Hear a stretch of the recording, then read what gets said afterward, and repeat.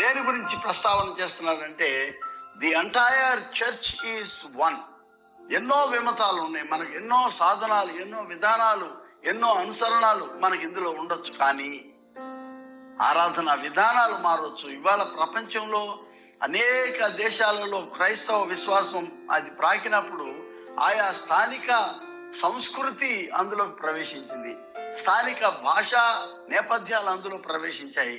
వీటన్నిటిని మనం తోసివేసుకోవడానికి వీల్లేదు. ఇశ్రాయేల్లో వాళ్ళు అట్లా చేశారు, యెరూషలేములో ఇలా చేశారని ఇదమ్మితంగా అదే విధానంలో ఫాలో అవ్వాలని కూడా లేదు.